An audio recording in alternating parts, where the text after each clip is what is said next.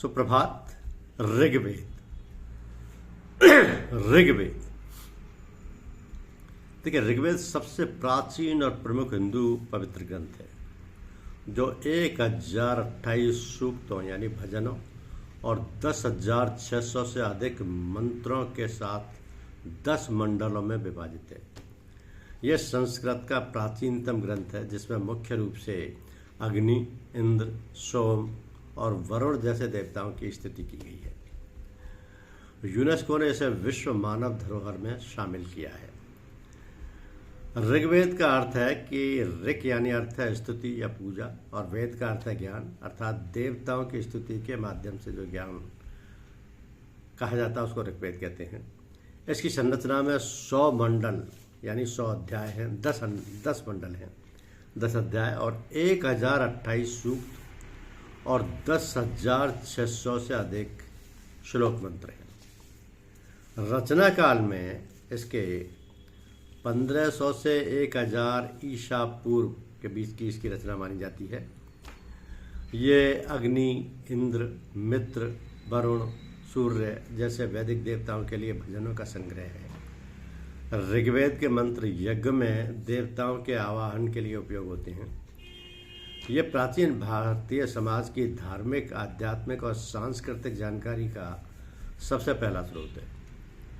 ऋग्वेद में प्राचीन नदियों के नाम मिलते हैं, जैसे झेलम को वितस्ता, रावी को परशुनी और सतलज को सतुद्री कहा गया है। तो ऋग्वेद के प्रथम मंडल का प्रथम मंत्र है अग्निमीले पुरोहितम यज्ञस्य देव मृत्युजम होतारम रत्न धातमम।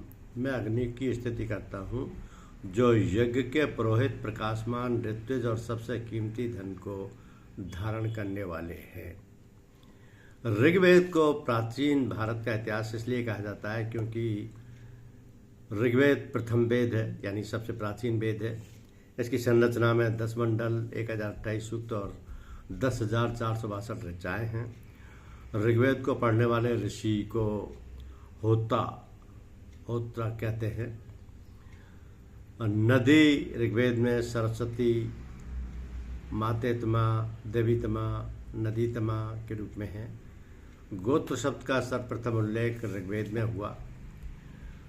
सबसे प्रमुख देवता इंद्र हैं जो कि सर्वाधिक सूक्त इंद्र को समर्पित हैं। ऋग्वेद अवेस्ता ईरान यानी अवेस्ता ईरान का ग्रंथ है और ऋग्वेद में काफ़ी समानता है।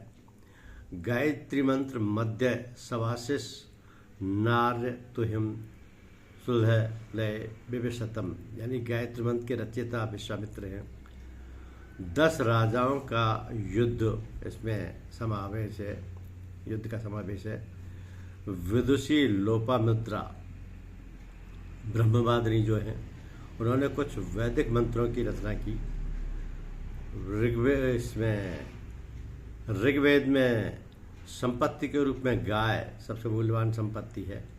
आभूषण के रूप में निष्क यानी गले का आभूषण, व्यापार के रूप में पणि यानी नागरिक व्यापारी वर्ग, और धर्म के रूप में बहुदेववादी धर्म को माना गया है। तो वेदों के जो उपवेद हैं जैसे ऋग्वेद का आयुर्वेद, यजुर्वेद का धनुर्वेद, सामवेद का गंधर्व वेद, अथर्ववेद का शिल्पवेद या शिल्पात्य वेद कहा जाता है।